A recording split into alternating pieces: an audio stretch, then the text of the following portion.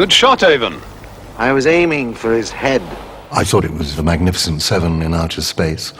I like that sort of thing. It's a Western, really. And I've always wanted to do Westerns. Jenna. We have waited for your coming for many years. Welcome. It pleases us that you are here. It was limitless. The storylines were limitless. It was, you know, in a sense, it was, you know, good versus evil.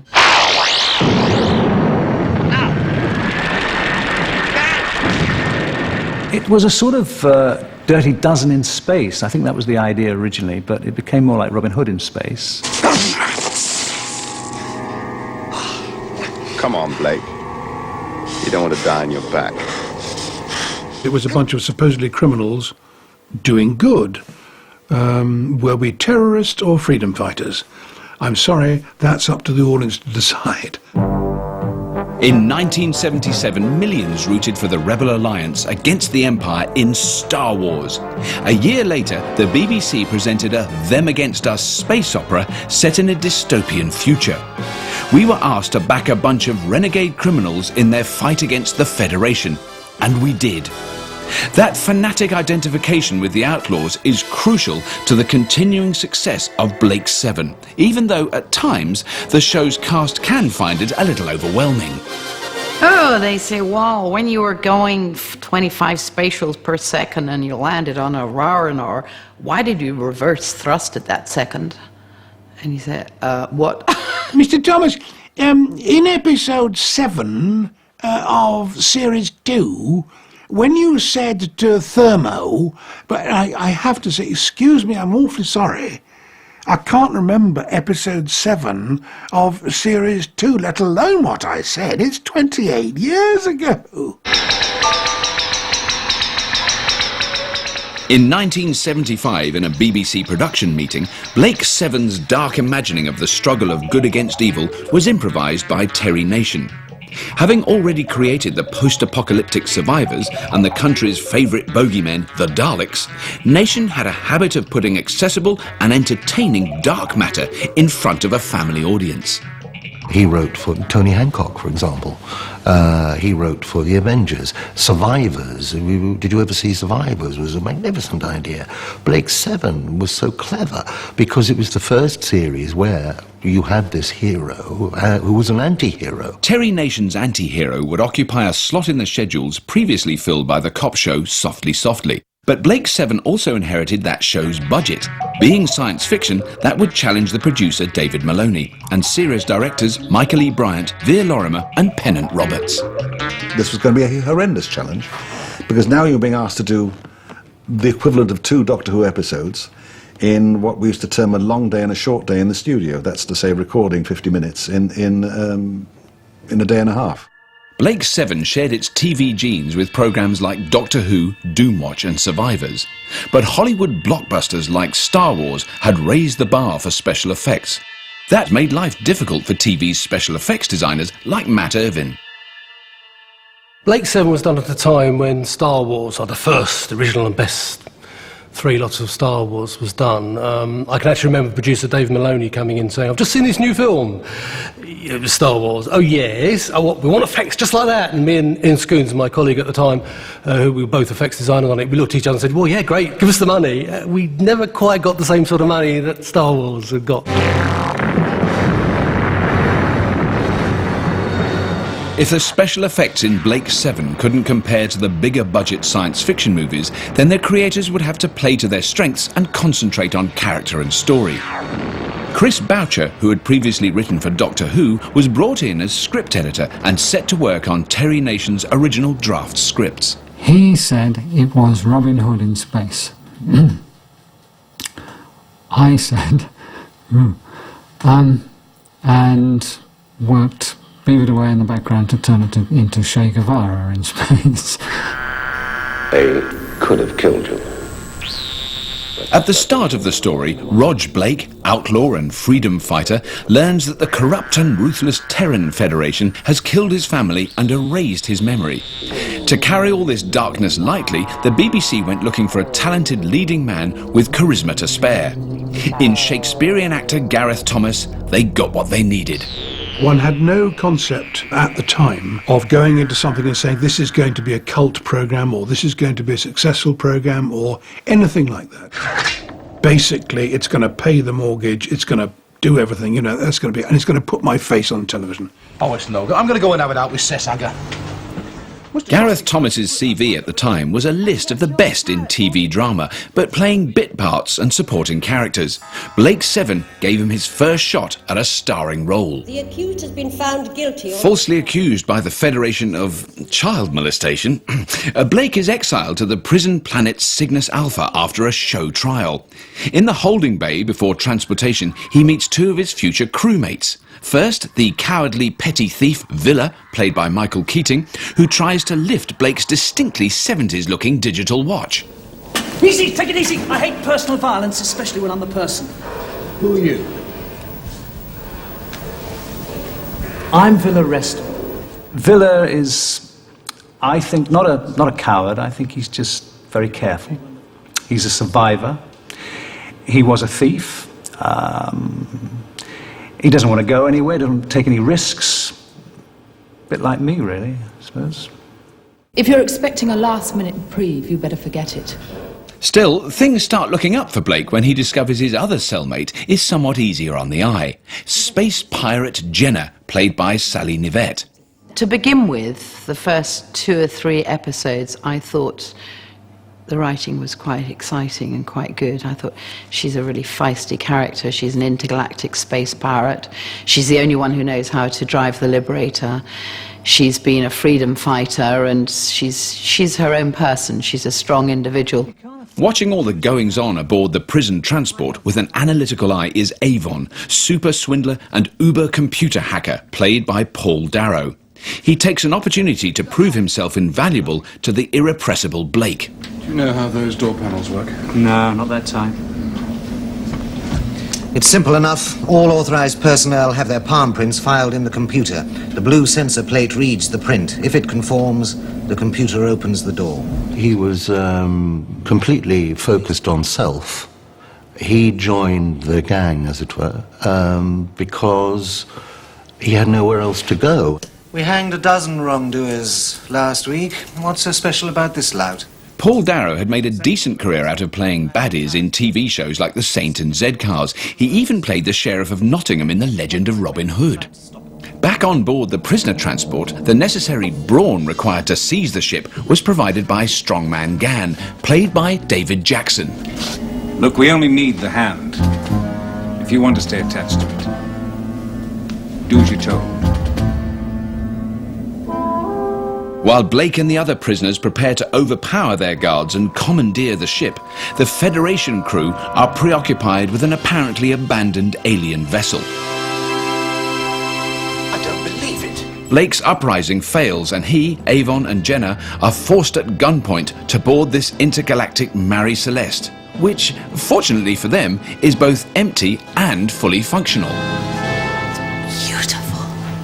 I think what we felt was that the Liberator had to be stylish in a sort of super cruiser, but at the same time it could not be a invulnerable super cruiser, otherwise that would actually take the drama out of the conflicts which our intrepid heroes would have to fight against. Try that one. Now, all Blake and his fellow conspirators aboard the newly named Liberator need is for experienced pilot Jenna to fly them to freedom, except she can't work out how. But help is at hand in the form of prissy onboard computer Zen, played by Peter Tuddenham. Welcome, Jenna Stannis. Who is it? Zen. Welcome, Rog Blake. Where are you? Show yourself. Blake. This is your reference point? I saw these computers as a sort of people, really, rather than mechanical instruments. And I try to vary them, give them different personalities. And Zen, I gave sort of like a very staid solicitor type, very laid back, knowing everything, perfect, you know, that sort of thing. The navigation units will accept your spoken commands. Please state speed and course. I want a course for the Earth Federation penal planet Cygnus Alpha. Blake's first instinct is to rescue the others. He springs Gann and Villa and goes straight to the top of the list of the Federation's most wanted. When we can handle this ship properly, we'll stop running. Then we'll fight. Gareth had a great deal of credibility and energy and commitment. And I think that that was very important for Blake, you know, the outsider. Somebody who would be already been excluded from society and having to make a name for himself and gather around him a band of adventurers to explore the galaxies. So the renegade fugitives band together. Callie. My name is Callie. And on an early excursion, rope in kindred spirit Callie, a telepathic rebel warrior played by Jan Chappelle. Is he one of your crew? Did she admire Blake's drive and purpose, or Avon's nifty weapon? I've had a gun on you the whole time. You were dead as soon as you broke cover. The main props that was used in virtually all the episodes on board the Liberator particularly was the Liberator gun, the guns that the cast inherited. They found them on board. But there was one flaw that Muggins seemed to inherit when he first started working on the programme. These packs, which obviously have the batteries in it, I'm giving away a secret there, used to have jack plugs in them, and jack plugs will pull out. And I found that they would pull out just slightly enough to short out the batteries. So there will be Blake and Jenna and everybody, they go, da-da. Oh, it's not working. Because the batteries have been shorted and were dead with new batteries. So my main contribution to Blake 7 is actually, again, these are lockable plugs. You plug them in, they don't come out until you push a little button. So now the crew can go around killing anybody they want to, you know, for as long as they want to do. Tiny budgets didn't just mean malfunctioning weapons. Lack of cash and BBC thrift combined to create the legendary Blake 7 sets. Evan, what are you doing? Set apart. We had special effects, scientific effects, explosive effects, electronic effects. And so, we were all losing wicket. We were fighting like mad to get the thing done. And of course there were wobbly sets occasionally. These pieces of sets got recycled all the time. But that bit of flattage, which has become the Liberator corridor, and is all now patterns and silver and black and whatever that fits in the Liberator, it could have been in The Good Life or whatever. It could have been the interior of Tom and Barbara's kitchen the week before. You got it worked out, yeah? Educated guesses. Now, miniature models are one thing, but having actors walk out of a full-scale model on location is the stuff of blockbusters. So thankfully for the show's meagre resources, the wearer of one of the Liberator's transporter bracelets could be beamed down to and back from any nearby planets. Handy. And perhaps a neat homage to Star Trek? This would be worth a fortune to the Federation. We had, I think, something like 48 bracelets when we started, the first series, and they were supposed to be in a rack. I think by the time we got to the end, we had 2. Where do the bracelets go? They go on the actors' wrists. Boom. End of the scene. Okay, break, lunch. They wander back to the dressing room. It's either dropped off or they, don't want to go to the canteen. Put it on the shelf. Forget it. Have you got another bracelet? Oh, all right, you've lost your bracelet. In fact, fortunately for the hard-pressed design crew, Blake 7 was hugely popular with children, and an easy solution to the problem of missing bracelets was provided by Blue Peter's Leslie Judd. The outer covering, which is made, in fact, of plastic, a plastic bottle like that is ideal. They'd shown kids, hey, you can make your own Blake 7 teleport bracelet, piece of cardboard and some sticky back plastic. You've got to have sticky back plastic if it's Blue Peter. And they made these cardboard transporter. We did the same thing. I went to some of the guys and say, look, quickly, cardboard tubes, same size, they never know. Well, in fact, my Blake 7 bracelet doesn't have all the powers of the real thing. I think it's a jolly good copy, though. What do you think, Pete? And they lasted for some time. We had some more made originally. So there are some genuine Blake cardboard teleport braces out there somewhere. Stan, there's no response from the ship. Perhaps these bracelets don't work anymore. We can't hold down. The original bracelets could beam the crew down to a variety of bleak-looking alien worlds, which were strangely similar to quarries just off the M40. Doctor Who went to Tenerife once. I think the furthest we got was Bamborough. There was one occasion, I can't remember which pit it was, when the director said, cut, what's that noise? And sent the young runner. He said, go and find out what that noise is over there. This young lad rushed across, comes back and finds, I'm terribly sorry. He says, they're rather calling, it's Doctor Who. You know, I mean, mad. If Blake 7 was indeed Robin Hood in space, then the Sheriff of Nottingham character, in pursuit of the outlaws on the moral high ground, was the Federation Supreme Commander, Servalan. Blake has command of a superb space vehicle, but he is just a man, backed by a handful of criminals, and that is all. Servalan was originally intended to appear only in a single episode, but was such a potent character she became a regular, seeking, locating and destroying, aided by her dirty work deputy, Commander Travis, originally played by Stephen Grief. Rescue is now your first priority. They wanted to put me in a safari suit, jack boots and a helmet because she was the Supreme Commander. So as you remember, I had very short hair at the time, so I said, well, if you do that with this haircut, you might as well cast a man. And I think it would be much more interesting to go in the opposite direction and make her incredibly feminine. I thought it was ludicrous in certain cases where she was in a ball gown and high heels running across sand, but that was part of the charm of the programme, I thought. You hesitated. My life was at risk and you hesitated. Well, some people say she was a psychopath. I'm sure she wasn't. She was the girl next door, really, depending on where you lived. But she was great fun to play. Under pressure to eliminate Blake, Servalan and Travis are also tasked with finding Aurak, the most powerful computer in the galaxy. Not particularly compact by today's standards, but portable in a beer crate kind of way. Blake, of course, beats Servalan and Travis to it. The interesting thing about Aurak is, although he was a lump of perspex with coloured and some rings of lights in him flashing around, it was Peter Tuddenham's voice that made Aurak. The idiosyncratic syntax of riddles interests me. They seem to depend for their effect on solecisms and grammatical discrepancies. Eh? Aurak, I saw him as a little fussy little bank clerk who wore a bowler hat and had a rolled-up umbrella on his arm, even though it was very, very hot weather, that sort of thing. Very fussy. Is yours fully switched on? Yeah, of course I'm properly switched on. By the end of Series 1, the show was regularly pulling in audiences of 10 million, and for the cast of relative unknowns, this meant newfound fame. I think the first time I realised his success was when I was trying to get a cheque cashed in a bank in Scotland, actually. And I went into, and I didn't have any identity on me or a bank card with me. And I gave this cheque, and the woman said, no, I can't possibly, haven't got any identity. And then two little faces popped up from behind the sort of thing, and they started whispering.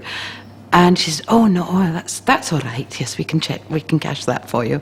Are you in Blake 7? When I was asking my autograph in Harrods, which was very nice.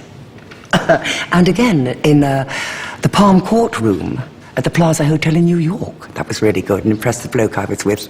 We went as a group for a meal in Covent Garden and one evening, and Edward Heath turned up. He wasn't Prime Minister at the time, with his 4 bodyguards. And they came over and chatted to us, and we said, well, we'd love to see your governor, and meet your governor. And he came over and said, well, he said, I've never seen Blake 7, but I shall certainly watch it next time. Nice to meet you. It was official. Blake 7 was a success. But halfway through Series 2, there were discontented voices coming from the set. And there's a massive difference between science fiction and fantasy. And I felt it was moving into fantasy. The second series had been. There were some weird things on planets with weird dressed up people and monsters and all this. And I thought, this has got nothing to do with the basic concept of them against us. Dissent within the ranks was spreading. Sally Nivette was about to mutiny as well. It became very clear to me quite early on that I was going to be a bit of a sort of sex symbol, something of a clothes horse. I mean, I remember we had a massive fight right at the beginning because they wanted me to have big hair and they wanted to dress me entirely in leather, sort of a bit like a Raquel Welch sort of look. And Gareth and I went to the producer and said, this is crazy. This is not what she's about. Very soon now, the Federation ships will know exactly where we are. Or at least, where we've been. Gareth always had a slight problem with the show in that some pretentious actors with whom he associated at some stage asked him why he was doing this rubbish. And it got to him. Well, maybe I just don't like crowds. By the end of the second series, or by halfway through the second series, I began to think it's not actually what I want. I've had better days. We must get him The back. BBC thought they knew how to keep him. They offered me more money, and I said, no, I'm sorry, I'm not interested in more money. I want to direct a couple, that's all. And they said no, and I said, fine, okay, excuse me, I'll go. Within 3 days of the end of filming on Series 2, Gareth was recruited by Trevor Nunn for the Royal Shakespeare Company. So how would Blake 7 be affected by its hero's departure? At the time, I was satisfied that a script editor I could walk on water. You present me with a problem and I can solve it. Doesn't matter what it is. In those times, you know. So it wasn't really a problem. He was easily written out. Closely following Blake through the departure lounge was Sally Nivette, but she had a different destination. I took an A-level and I got into university because the writing didn't change. And I think 2 years was about right for me. Series 3, without Gareth Thomas and Sally Nivette, opens with the Liberator under fierce alien attack. When the crew abandon ship, do you know what? Blake and Jenna are gone and officially listed as missing rather than dead. On the repaired Liberator, the crew have 2 empty cabins to fill. One by Josette Simons Dana, who seems to have a soft spot for Avon, and the other by Stephen Pace's Tarrant, who seems to have a soft spot for Servalan. Gan is now gone, killed off back in Series 2. Blake 7 started out as an adventure show and ended up as a soap. And I think that's why it has a devoted following. Soaps tend to have devoted followings. And also with people who sort of admit, yeah, some of the acting is pretty poor and some of the writing is completely off the wall. But you know, you kept tuning in for the strangeness of the people, particularly in Jacqueline Pearce's remarkable sustained performance as the dragon lady. You have Aurak.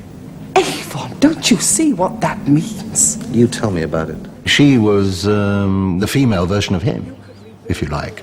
But she was in the Federation, whereas he was a rebel. Except that he wasn't. He was a rebel without a cause. You and I could build an empire greater and more powerful than the Federation ever was. She actually asks him at one point, together we could rule the universe. And they go into a big clinch, and because she was quite attractive, wasn't she? And then he says, no, I'd be dead in a week. What a way to go. But she'd have him knocked off because he couldn't trust her. We would like to have seen it developed much more than it was. Because I think that's more interesting than having actors standing there saying, stand up by 10. You know what I mean? Relationships should be about relationships, always. Maximum power. Series 3 ended with a bang. Forced to trade Servalan, the Liberator, for the return of his captured crew, Avon can't help smirking when the galaxy's finest ship is blown to smithereens of balsa wood and sticky back plastic.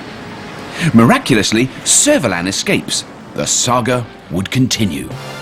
Avon and the gang returned in 1981 for a 4th series, with a replacement ship, the Scorpio, a gun-slinging rebel by the name of Sulin, played by Glynis Barber, and we met Slave, the latest rather sycophantic onboard computer. Despite the show's continued popularity, the end of Blake 7 was in sight. It was felt that Servalan and Avon couldn't go on playing cat and mouse forever. You're going to tell us what we've got planned, Avon? We know what we've got planned. Running away is what we've got planned. On December the 21st, 1981, 9 million people tuned in to watch the last ever Blake 7. The story was called Blake, so anticipation was high that the eponymous anti-hero would return. He'd always said he would come back for a death scene. If we could guarantee that the character was then gone from the series. And I got the script, and I read the script, and I said, fine. And I said, right, now what I want is a scar down here, because he's been away for 2 series. And he really was a rough, vicious character. What Blake had been doing in his 2 series away was recruiting a rebel force on the lawless planet of Gouda Prime, using as his cover the role of bounty hunter. She is who you say she is? I wouldn't have brought her in if I hadn't made sure. I thought to myself, that's the way, actually, I would have liked to have played Blake. Because that's what he was. A vicious, honest freedom fighter. In the final moments of the episode, Avon and the gang catch up with Blake, and due to a calamitous misunderstanding, Avon is convinced that Blake has betrayed them. It's me, Blake. Stand still! The Federation get involved, and a bloodbath worthy of Peckinpah follows.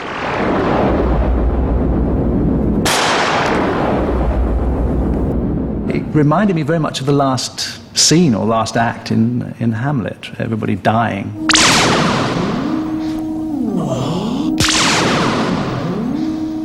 I thought it was a logical conclusion. He would kill the only friend he ever really had.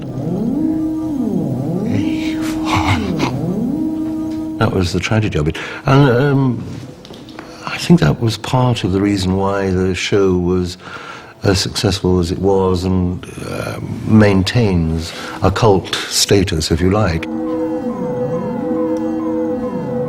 My reputation among the fans as the man who killed Father Christmas, because the last episode went out, I think, on Christmas Eve or something like that. Announced as the last episode, and then everybody was killed. It didn't do much for the festive spirit, I have to say. So that was it. 52 episodes across 4 series, and Blake 7 was over. But just because it wasn't on TV didn't mean it was dead. Its memorable characters and compelling storylines have created new generations of devoted fans and ensure that it has kept on shining brightly in the cult science fiction firmament. Blake 7 is certainly a cult show. If you put on science fiction, you get a small but devoted audience. You knew they'd stick with the program. Almost, there are people who'd stick with the program admitting its faults, saying, yes, I know this is terrible, I know this bit doesn't work, but these things are interesting and this is why I'm going back to it. We had some great times. You know, it's certainly continued to follow me all my life, to my amazement. Oh, it was a piece of piss. I loved it. I said this before, and I probably shouldn't say it again, but it was discovering I'd been a masturbatory fantasy for an entire generation of young men. I mean, that made a girl feel good. You get to beat up all the stuntmen who are black belts in karate or whatever, 9th Dan or something, but you win. Wonderful. I've never seen any of it. Enough, Nathan. I've never actually watched myself on television. So, no, I've never seen Blake 7. I've no idea. Take a long look. That's the last you'll ever see of it. No, I'm coming back.